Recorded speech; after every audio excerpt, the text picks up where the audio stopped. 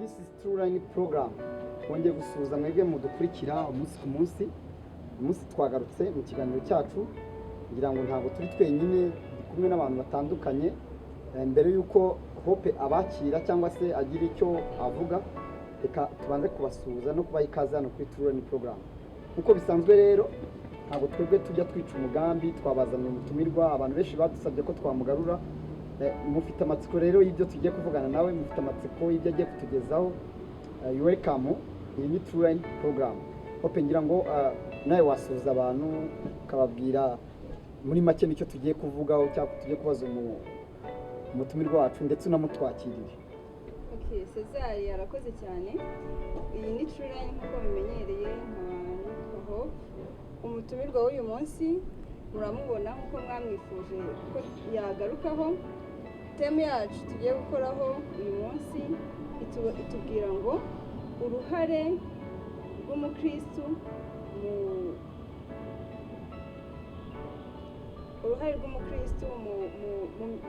donc ni nko kuvuga kw'ikigiye mu mahame y'iki gihe turimo, ese uko isi iri kugenda, donc uruhare rwawe ni uruhe nk'umukristo muri iyi si turimo, mu kuntu iyi si iri kugenda. Cesar, uruhare rw'umukristo tugendeye ku mahame agize isi, ni gute umukristo yakwitwara mu mahame agize iyi si. Ngira ngo turaza komoza ku ijambo riri muri Danieli igice 11 umurongo wa 32 umutumirwa wacu tumukanya turamwakira, araza kudufasha kuba twarisesengura neza, rivuga ngo ariko abantu bazi imana yabo bazakomera kandi bamara gukomera bakore iby'ubutwari. Tutabatindiye rero ni Trueline program.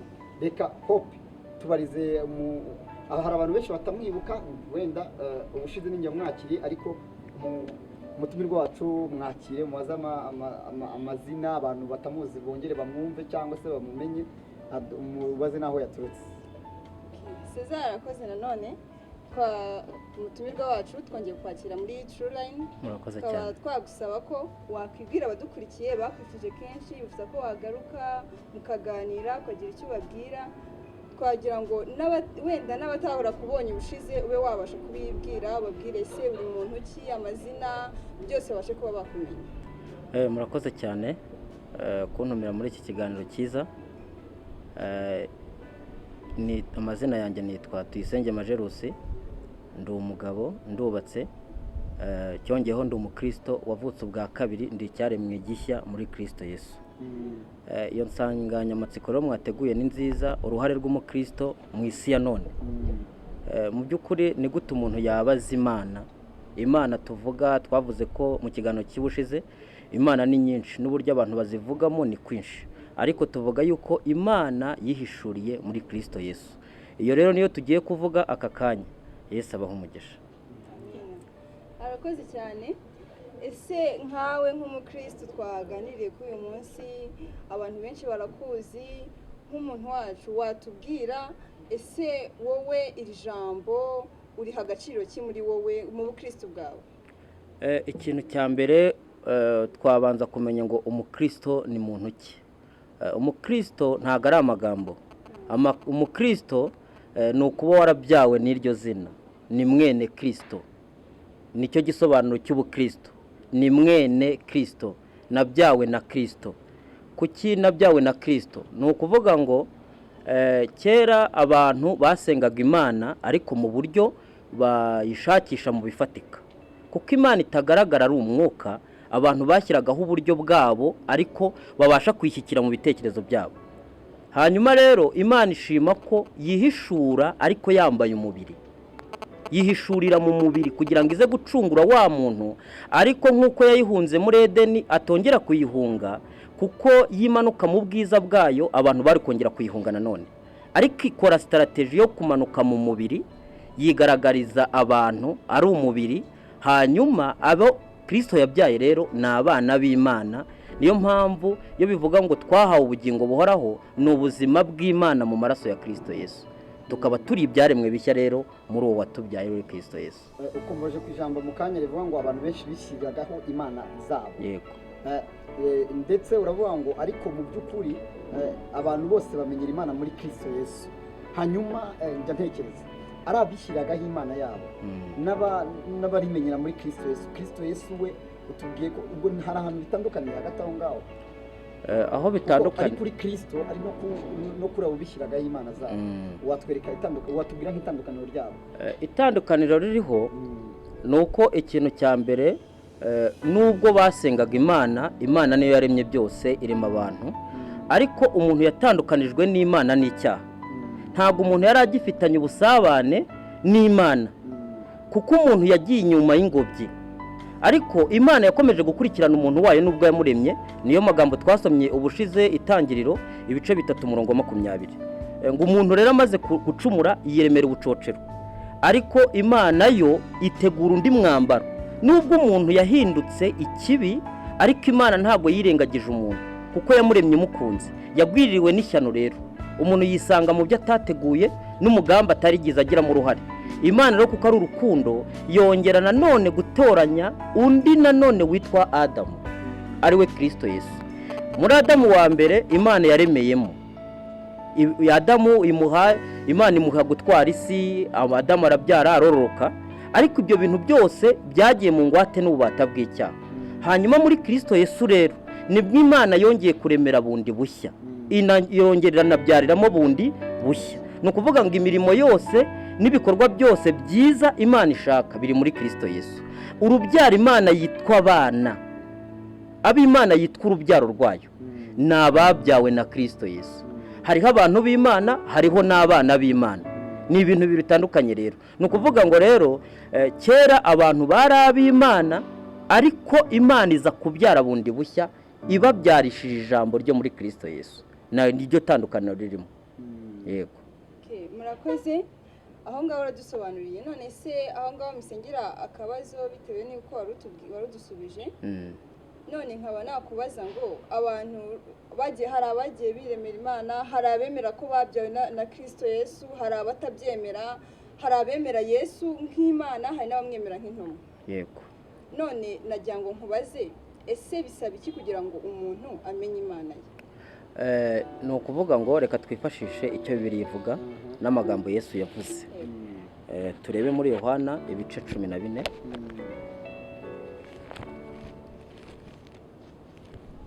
ubutumwa bwiza uko bwanditswe na Yohana ibice 14 umurongo wa 5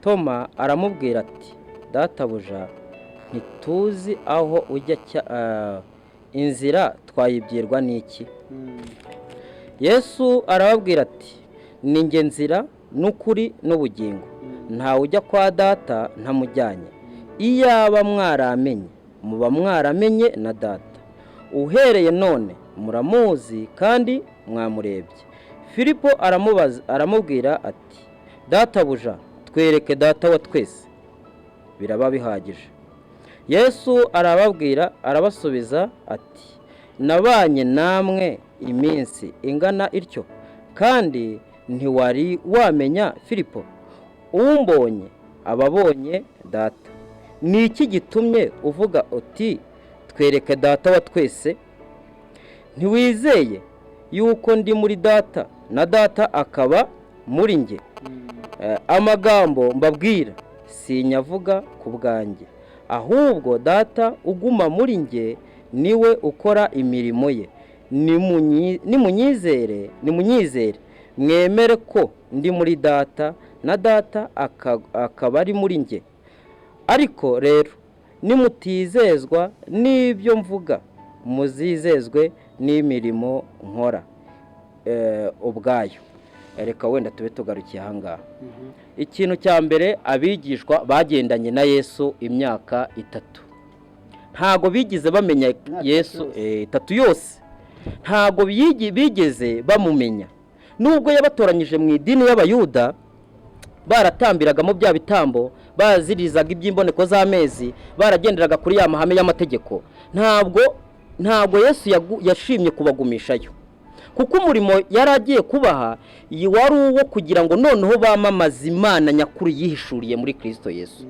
Ni ukuvuga ngo rero abigishwa babanye nawe iyo myaka 3 ariko bagifite confusion, bibaza ati se ubundi, kuko bamufataga nk'umwami w'isi uje guhindura ingoma za Roma, kuko ubwami bwa Roma nibwo bwari bwarakandamije ku mategeko, ariko Kristo yari umwami uje kwirukana Satani mu mitima yabo. Ni ukuvuga ngo rero yaraje kubyara bundi bushya, kuko Adamu wa mbere wabyaye abantu, ni ukuvuga ngo Imana yamukubiye mu kibi.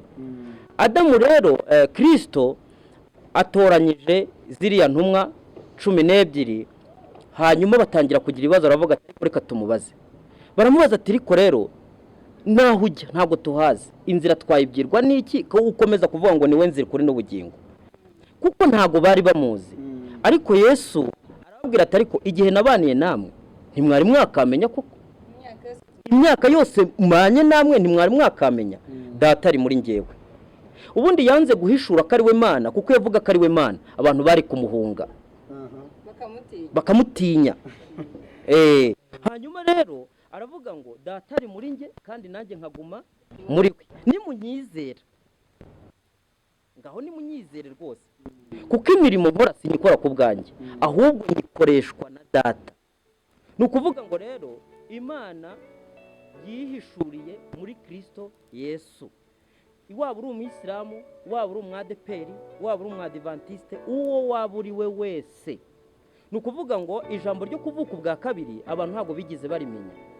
Twavukiye ubwa kabiri mu mihango, tujya mu mazi menshi tugira ngo niko kuvuka ubwa kabiri, turambikwaho ibiganza tugira ngo niko kuvuka ubwa kabiri. Kuvuka ubwa kabiri ntabwo ari ibyo ngibyo. Kuvuka ubwa kabiri ni ukubyarwa n'amazi n'umwuka. Amazi ntabwo ari Yorodani, umwuka ntabwo ari impano. Amazi ni ubutumwa bwiza. Yohana 17:17 ho haravuga ngo data uberesha ukuri, kuko ijambo ryawe niko kuri. Ni ukuvuga ngo twabyawe n'ijambo ari we Kristo Yesu, ni ijambo w'Imana. Ni ukuvuga ngo ikintu cya mbere, amadini menshi avuga Kristo ariko mu buryo buri pirate. Buri kuri kose kwa Bibiliya Satani agufiteho ikinyoma, ubugingo bw'ikinyoma, kuko amadini avuga ubugingo butakara. Nyamara ijambo ry'Imana rivuga ubugingo buhoraho, ni ikidapfa, ni ukubyarwa n'igihoraho nyine. Iyo bivuze ngo ni ubuhoraho, ni ikintu, niba Imana ihamije ngo gihoraho, nkaba narahawe ubugingo buhoraho, kuki uvuga ngo takaza ubugingo? Ni uko utari wabuhabwa. Ubugingo ni Kristo Yesu, ntakora icyaha, ntiyandura, burera iteka, n'iby'iteka ryose, n'ababyawe nabo bera iteka. Ariko kenshi kubera ko twigishijwe icyo bita imico mbonera, twisanga mu kwezi ingeso zacu bikatunanira. Nyamara icyo tweza, icyo tuzura n'ikimana yishe. Ni ukuvuga ngo njyewe uko mundeba si njye, uyu si we muntu. Umuntu nubasha gutekereza. Ni ukuvuga ngo wacunguwe rero, icyo twakijijwe urupfu rw'iteka, kuko ibyaha nibyo byazanye urupfu. Hanyuma urwo rupfu rero rwakuweho n'urundi rupfu. Ni ukuvuga ngo Kristo yagiye mu cyimbo cyanjye apfira ibyaha byanjye. Ni ukuvuga ngo yafashe icyo ngewe nari cyo arakigira, afata icyo we yari cyo arakingira. Ni ukuvuga ngo ndi umukiranutsi kubwe, ariko ntabwo ndi umukiranutsi muri kamere. Utumye nibaza akabazo ushingiye ku kibazo mu kanya wari dusomeye, y'abo bagabo babanye na Kristo imyaka 3. Bibaho no mu buzima busanzwe, ngira ngo nacyo kibazo kiba mu bantu mu buzima busanzwe. Abantu benshi bazi Kristo, ari no kubwira ukumva nk'umuntu arakubwira ati ngewe Imana iranzi, cyangwa uwo Yesu uvuga ndamuzi. Urumva? Kandi byongeye ngewe ndamuzi, ngewe anzi kuruta uko nge muzi. Urumva n'igihe ubaza nk'umuntu akubwira ngo ngewe Yesu aranzi, bivuze ngo n'ibyo nkora byose aranzi. Ntanzi se? Yego rwose. Iya myaka 3 yo iranarenga. Ariko ni ikihe kibazo? Cyangwa se uwo muntu atandukanye n'abo ngabo? Kuko urumva ko nk'abo ngabo abo Yesu ubwe yagaragaje ko nubwo bagendanaga nawe batari bamuzi. Ariko nk'aba bantu noneho usanga bavuga ngo ati n'ubundi Imana iranzi, n'insamba n'ubundi nsamba ninzi, n'ubundi ibibazo byangira bizi nta n'impamvu. Abo bantu babatandukanyiriza. Ikintu cya mbere ahantu kwe gutandukanyiriza bano bantu, Kristo uburyo abantu bamufata kubera ya myizerere no gushyikira Imana mu bigaragara, abantu basanisha Imana n'ibyo babona. Abantu bakavuga ngo Imana yanyubakiye inzu, Imana yampaye imodokari, Imana yanyishyuriye amashuri, Imana yampaye ibi n'ibi n'ibi, Imana yajyanye mu aha, ariko ibyo bintu byose, ibyo bintu urimo kuvuga, ubwo buzima bwose urimo kuvuga ubusangiye n'abatizera. Ntago ba Bill Gates ntago bigize babona ibintu ubu butunzi bwose bafite kubera ko bagiye imbere y'Imana ngo bashinga amavi bavuge ngo Mana duhe ibi bintu. Oya, iri ni itutu umuntu atutubikana, ukabyuka we Cezari, ukabyuka mu gitondo ukajya kubihirimbanira ukabishaka. Kristo rero icyamuzanye nuko yaje kugira ngo adukize umuvumo w'icyaha, yaje kuduha ubugingo buhoraho. Aricyo cya giti kiri muri Edeni, ibice 3 murongo wa 22. Nuko rero umuntu amaze guhinduka nk'imwe muri twe, none hatarambura ukuboko kwe agafata ku kiti cy'ubugingo akaramira mu byaha iteka. Nukuvuga ngo Imana yabwiye abantu ngo abataryaho bataramira mu byaha iteka. Mu isezerano rishya Kristo aravuga ngo ninjye mutsima w'ukuri, undyaho ntazapfa, ninjye mazi y'ubugingo. Nukuvuga ngo rero Imana ihamagarira abantu kugira ngo biyunge nayo binyuze muri Kristo Yesu. Umuntu yavuga Kristo ni byiza, ariko uzamufatire ku kintu cyitwa kimwe, kwiyeresha imihango. Abakristo benshi biyeresha imihango ariko ntibazi kwezwa n'ijambo ry'Imana. Kwiyeresha imihango nshatse kuvuga iki? Nukuvuga ngo imbabazi z'Imana amadini bitewe nuko abayivuga. Umuyisilamu ashobora kuvuga kwicuza, mu gaturika nabo ngire ngo nuko nguko nabo babivuga no kwicuza.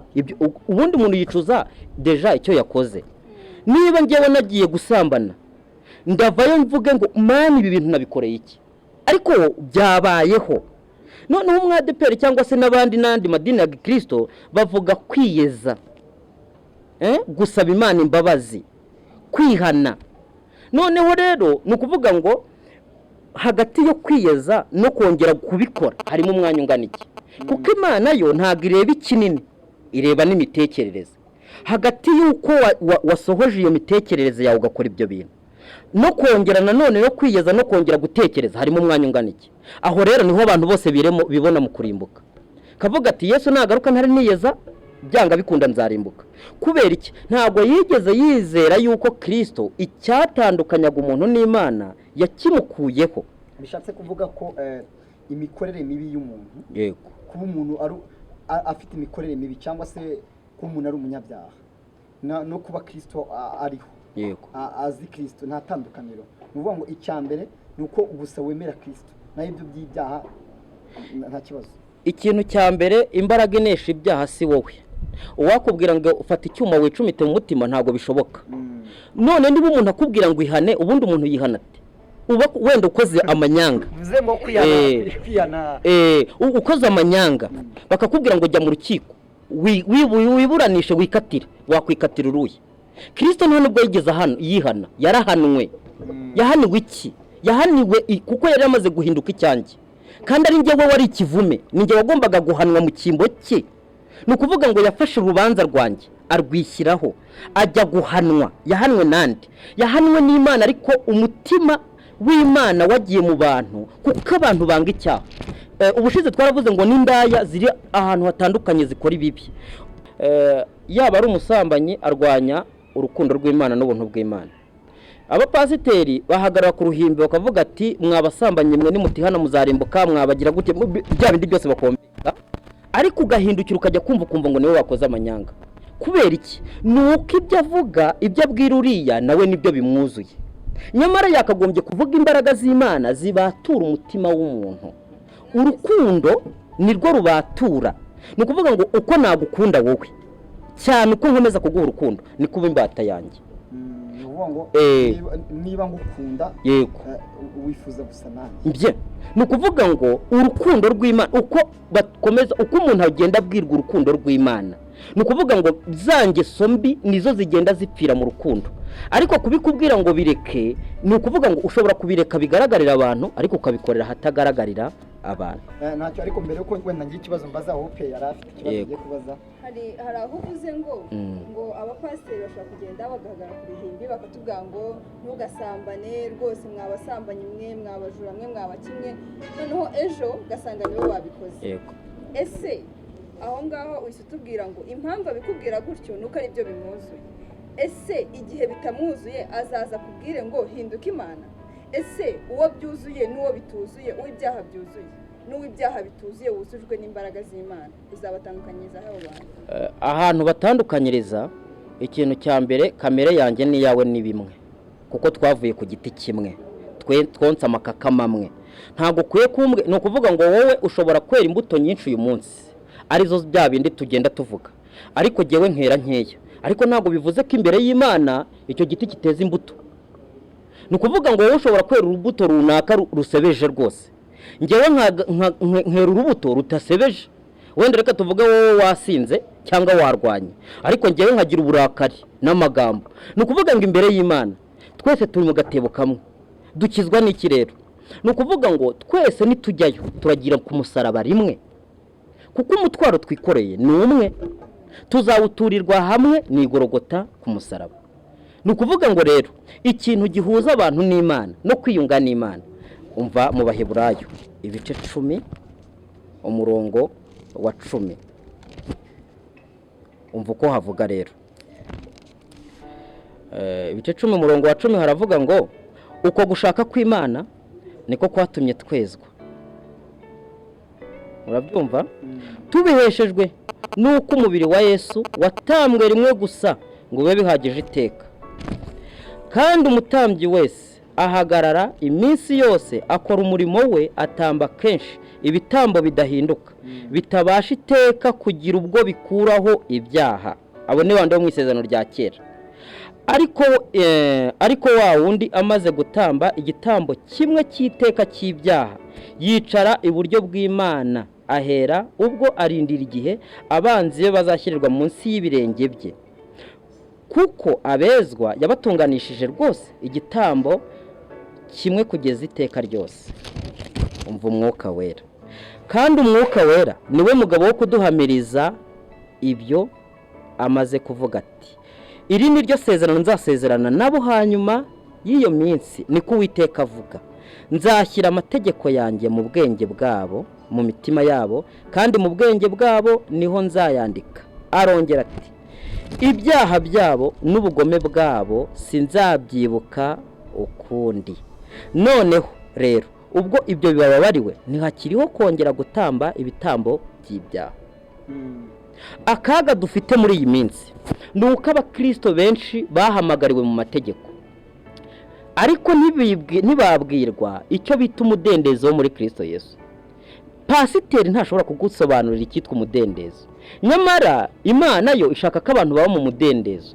Ariko kubera ko twabohewe mu mategeko, nicyo buriya Pawulo yagiye ahura nacyo na ba Yohana na ba Petero na ba Yuda, kuko abayuda bari barabohewe ku mategeko, nusambana bagukubita amabuye. Hanyuma haza noneho ukuraho ibyo bintu, araza none haravuga, Pawulo atangira kubwiriza ubutumwa bwa Kristo Yesu bw'imbabazi, bw'ubuntu bw'Imana. Atangiye kubuvuga, abayuda batangira kuvuga ngo none tubikoraye byararangiye nta kibazo. Pawulo atangira kugenda avuga ati, beneda dukora ibyaha ubuntu busaga ngo nuko twabugira, oya ntibikabe.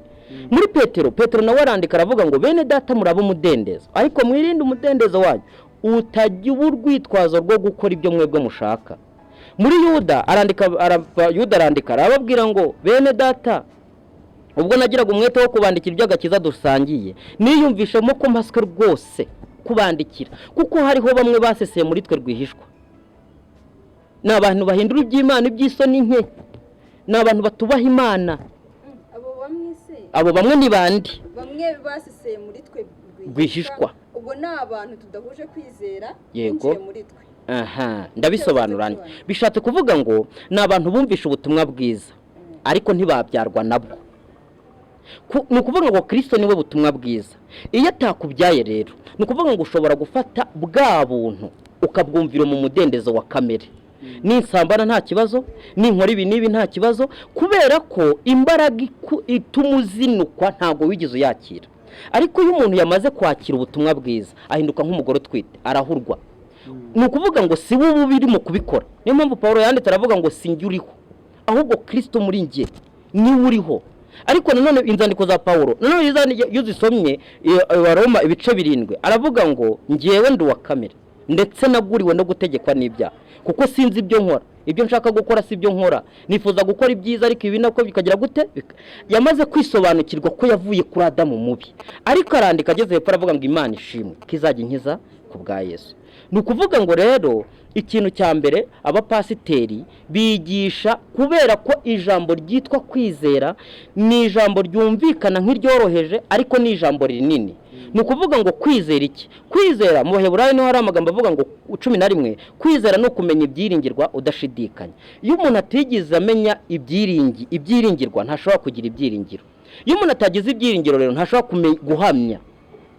Ni ukuvuga ngo rero kwatura ni iki?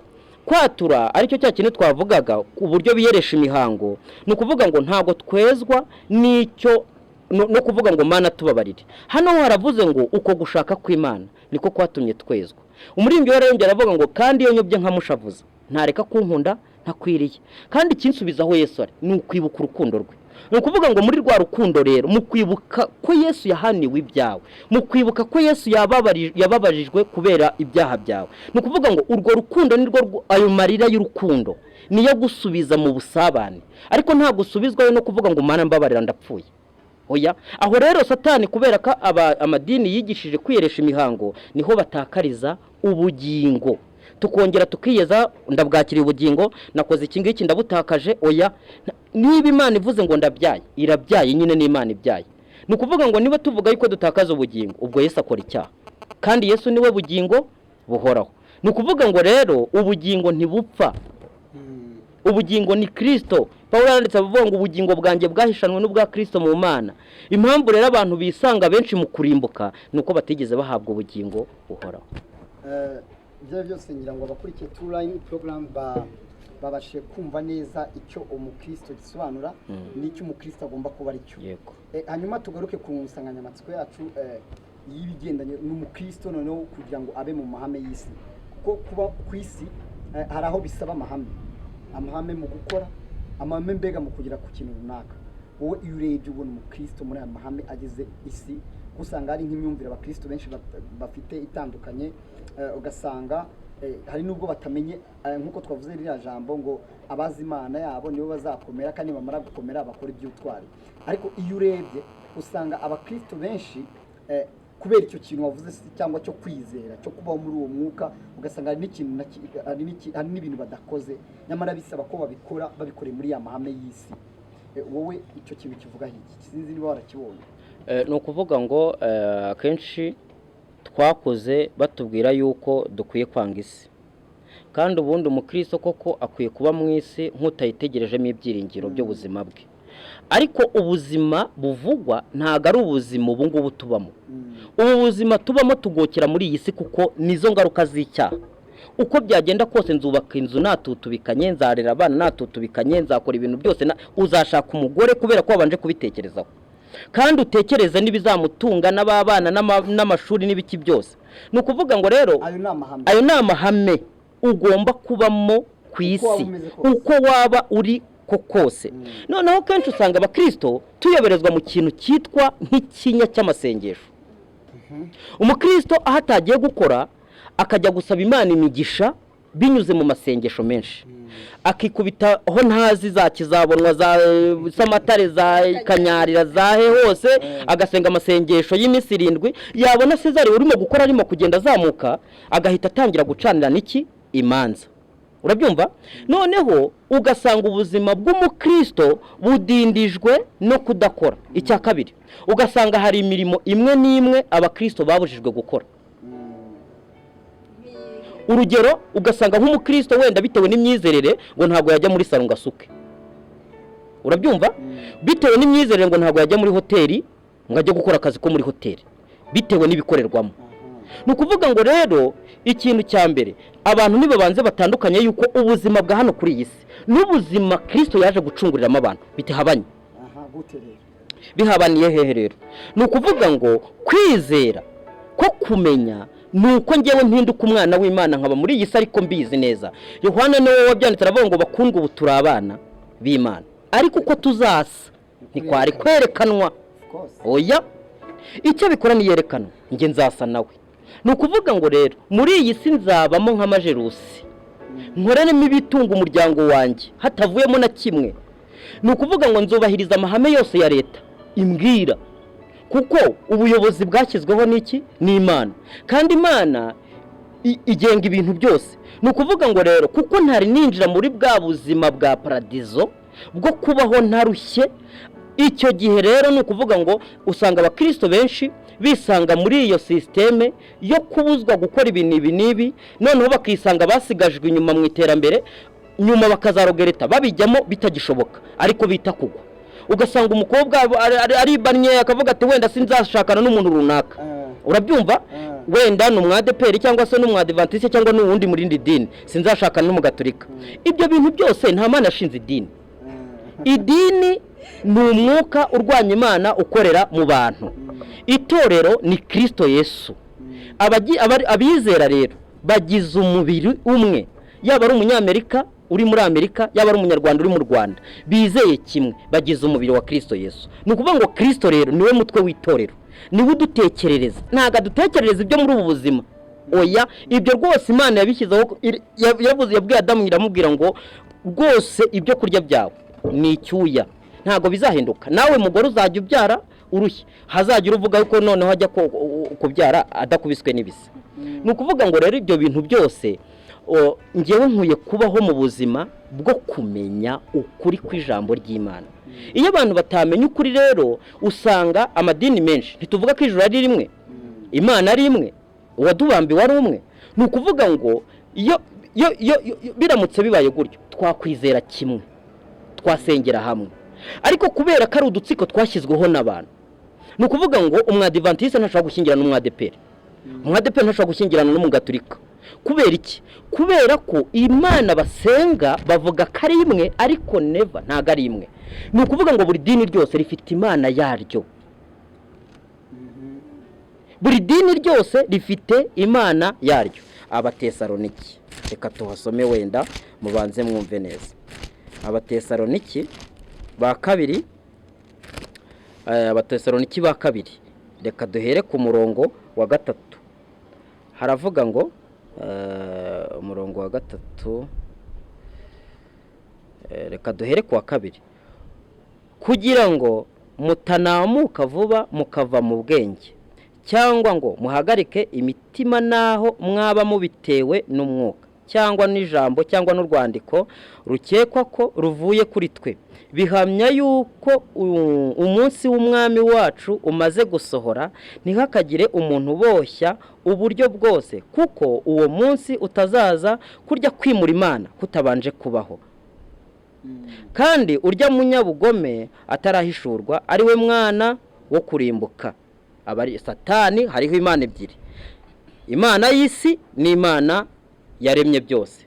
Ni ukuvuga ngo Satani rero mwibuke yajyanye Yesu hejuru y'agasongero ku rusengero, amubwira ngo dore ubu bwami bwose ureba n'ibirimo narabigabanye kandi ngabiro nshaka, n'upfuka mukandamya ibi byose ndabiguha. Ni ukuvuga ngo ibi bintu byose rero nta hantu bihuriye n'icyo Yesu yakoze na kimwe. Ibi bintu byose abantu barapfa bakagenda, imyuzurire zikabitwara, imodoka rero yigurika gukubita ku giti karangira. Ni ukuvuga ngo nta hantu na hamwe bihuriye n'imigisha yo muri Kristo Yesu, nta na hamwe. Reka nkomezeho gatoya. Ni umubisha wishyira hejuru y'icyitwa Imana cyose cyangwa igisengwa, kugira ngo yicare mu rusengero rw'Imana yiyerekane ko ari Imana. Ni umubisha wishyira hejuru y'icyitwa Imana, yicara mu rusengero rw'Imana akiyerekana ko ari Imana. Satani. Ngaho uvuga umuntu utari mu mwuka w'Imana, utaravutse ubwa kabiri, uzamenya ko ari Satani uri wicaye mu rusengero urimo gukoresha abavuga butumwa gute? Abo bita bavuga butumwa. Kuvuga ko hari unyibukije hano umukozi w'Imana umwe twigeze kuganira, nazwi cyane hano mu Rwanda. Noneho mfata link nyohereza undi muvuga butumwa nawe w'umustar uzwi cyane. Yego. Noneho aramubwira ngo ariko se ngibi arambwira, namwe ngo ariko nk'ibintu nk'iby'uyu nguyu byumva miki. use ngo byakwigishije.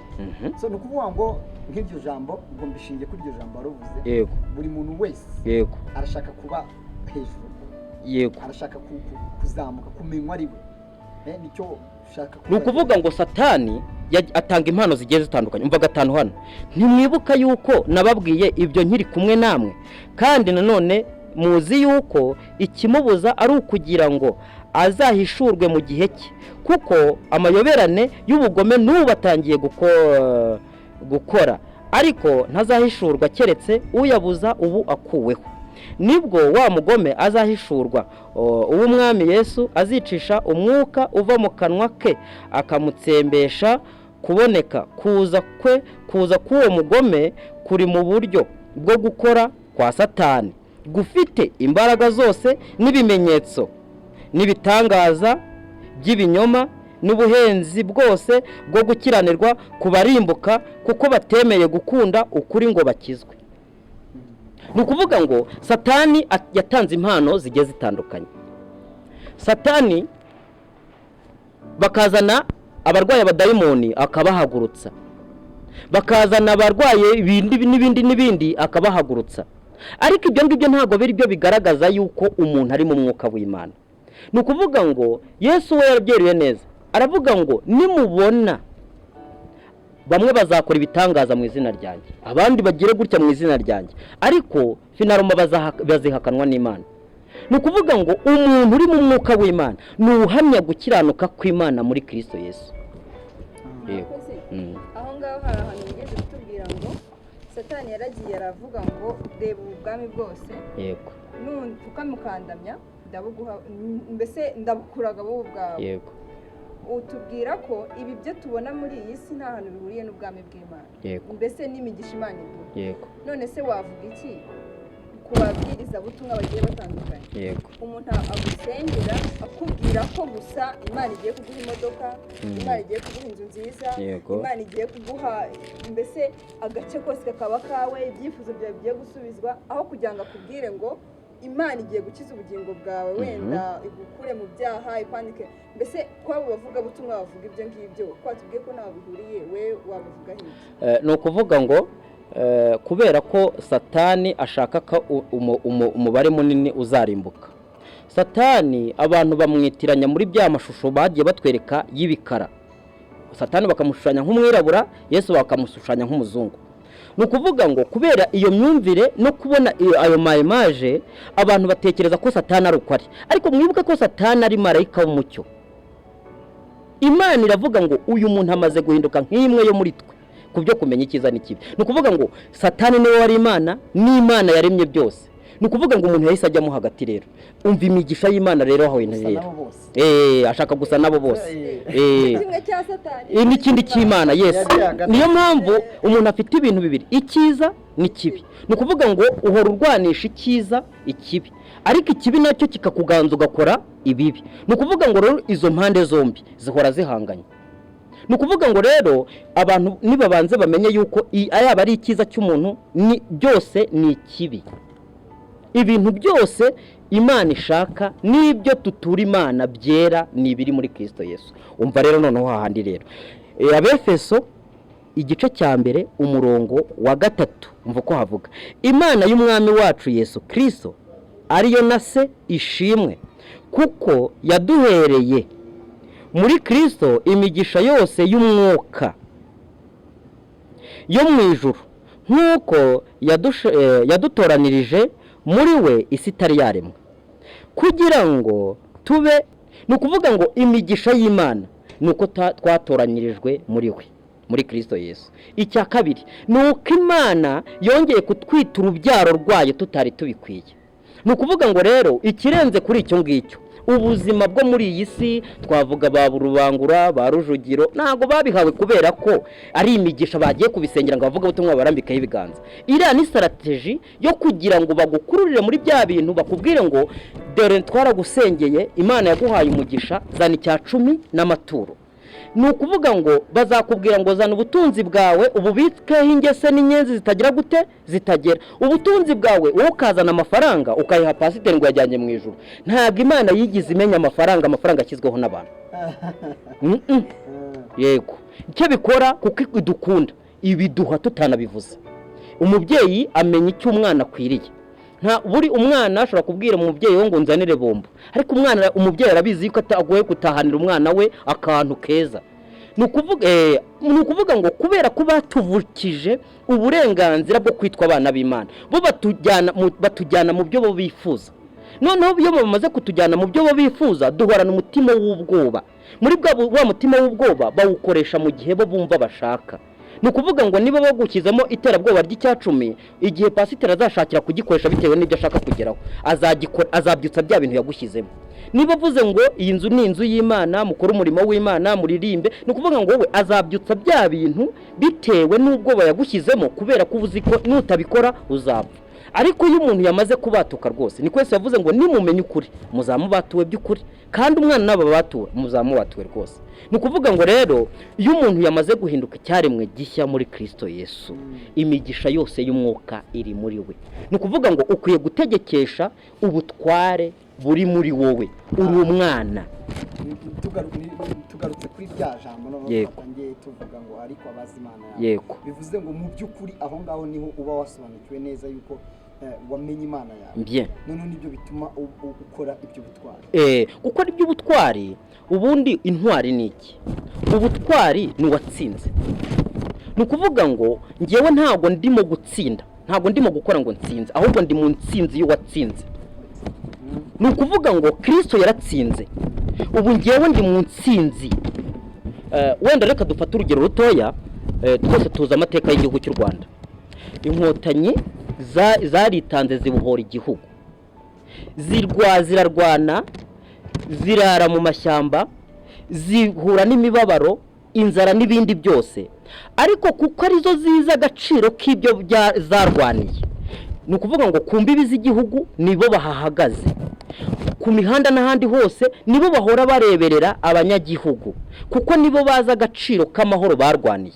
Ariko wowe nawe urajya mu nzu yawe ugasinzira, kuko ntuzi n'igihugu kirwana n'ikindi, ntuzi bipfa n'ibikira, kuko Kristo ari we warwaniye rero akansindira.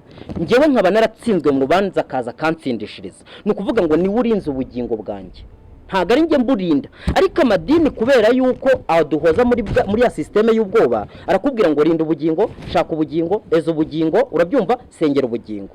Ni ukuvuga ngo kubera yuko bakubwira ngo irinde icyaha n'igisa nacyo, ubuhora mu buzima bwo kutera. Noneho ukageraho ukavuga ati yewe simbizi niba nzajyayo, aho ni Imana ibizi uko izansanga, ubwo nguko nuko nguko. Ariko mu buzima bw'umukristo akwiye kubaho mu buzima bwo kutagira ubwoba.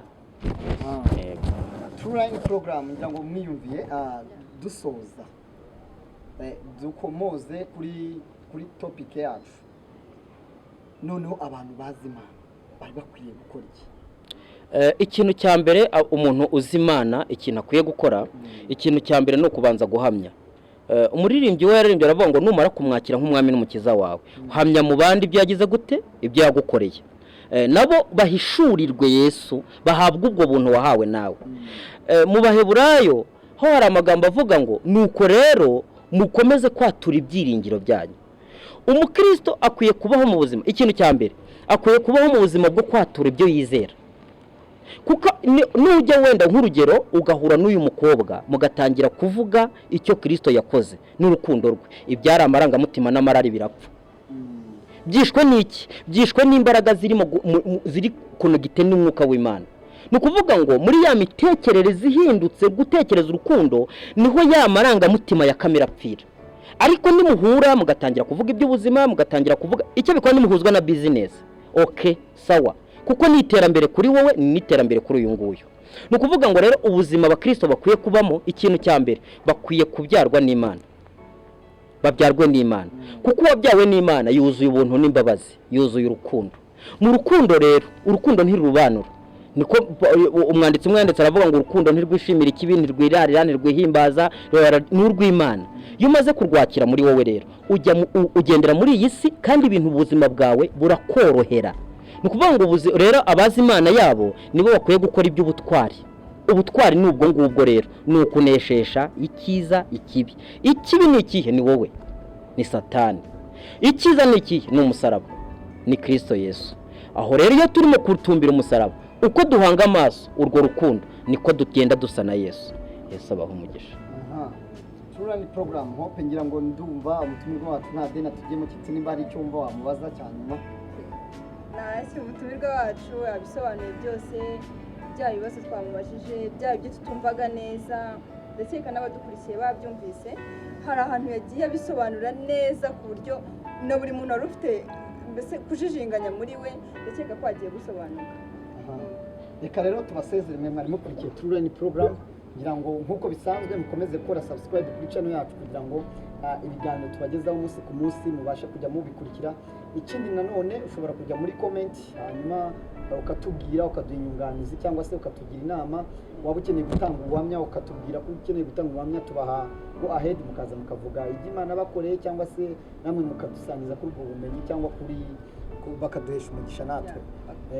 Rero bakagira icyo bungura abadukurikiye, kuko ubuhamya bwawe ni icyigisho gikomeye kuba bwumva ndetse n'ababukurikira, kuko hari icyo mumufasha guhinduka muri we. Dukomeza kandi no gushimira abafatanyabikorwa bacu. Ni ukuri twaboneyeho umugisha, hari Great Apartment, niho mubona twicaye, ni ahantu heza cyane nk'uko mbibabwira umunsi ku munsi, yicaye ureba umujyi wose wa Kigali. Turashimira na salo ikomeza kutwitaho yitwa Relax Salon, ngira ngo murabona hope uko ameze neza cyane. Mu by'ukuri n'abandi tubahaye karibu, Imana iduhana umugisha. You welcome. Uyu mwanya dufite ikintu kitoroshye tugiye kubagezaho. Twafashe umwanya wo gutembera cyangwa se wo gusura bamwe mu bafatanyabikorwa bacu. Muri aka kanya twagiye kuri salo yitwa Relax Salon. Tugiye kumva byinshi, twumva ibyo bakora, batubwire naho bakorera. Ahubwo reka duhaguruke tugende kuri Relax Salon, baratubwira niki bakora nk'abafatanyabikorwa bacu umunsi ku munsi. Mumeze neza? Tumeze neza. Ikaze muri Relax Salon. Murakoze cyane. Natangira mwibwira abadukurikiye, mubabwire n'icyo mukora, mubabwire n'uburyo mubikoramo. Hano muri Relax Salon twita ku bwiza bujyanye n'umutwe ari wo musatsi. Turogosha, turadefiriza, tukanasuka, tukanatunganya n'inzara, tukanagira n'inama abakiriya bacu ku bijyanye n'umusatsi kugira bagire imisatsi myiza cyane miremire nk'iyo bifuza. Atubwiye ibyo bakora, barasuka, barogosha ibintu bitandukanye, ariko mwogosha cyangwa se mugasuka abahungu gusa? Bose ibitsina byombi, yaba abakobwa yaba abahungu, abagabo n'abasore n'abageni, bose turabakorera. Nk'ubwo ku bana batoya cyane batangiye kwiyogoshesha. Hari umuntu wumvishe Relax Salon bwa mbere, ushobora kumurangira Relax Salon ikorera niki cyamwereka Relax Salon especially aho ikorera? Relax Salon ntabwo ikorera kure, ikorera ku muhanda ujya i Kanombe ku kibuga cy'indege. Iyo ugeze aho bita ku Cyamitsingi hari ama etaje abiri. Hari etaje imwe irimo hoteli, apartment hoteli, indi etaje iri munsi y'umweru dukoramo muri etaje ya kabiri. N'ahantu hatayoberanye haragaragara. Turabona mufite ibikoresho bihambaye, mufite abakozi b'abahanga cyane bazi gukora ibintu bitandukanye. Ibyo ari byo byose nka Relax Salon muri mujyi wa Kigali, niwe mwihariko mwabwira abakurikiye Trueline program ibintu Relax Salon ikora bidasanzwe? Niwe mwihariko wa Relax Salon? Relax Salon umwihariko wacu ni ubujyanama. Tugira inama abakiriya bashaka imisatsi myiza isa neza, niwe mwihariko wacu. Tukabakurikirana kandi ibyo byose bijyanye n'inama nta kiguzi bisaba. Tubagira inama, tukabakurikirana bakagira imisatsi myiza idacikagurika, itameze neza nk'uko babyifuza. Niwe mwihariko. Undi mwihariko dusokoza abageni n'abantu bagiye mu yandi masho atandukanye. Relax Salon mwamara iki? Kuko turabizi muri Kigali hari amasaro menshi, ariko ku biciro nka Relax Salon mwifashe mute? Ibiciro byacu biraciriritse cyane, ni muze muhagere rwose, ntago biri hejuru, biraciriritse, ni igiciro cyashimisha umuntu ari wese. Trueline program ngira ngo mwabyumviye, Relax Salon bababwiye ahiherereye, mubagane. Mu by'ukuri bafite ibikoresho bidasanzwe, harimo abakobwa abahungu b'abahanga mu kogosha. turabararikiye kugira ngo muhagane. Mwakoze cyane gukurikirana iki kiganiro. Imana ibahe umugisha.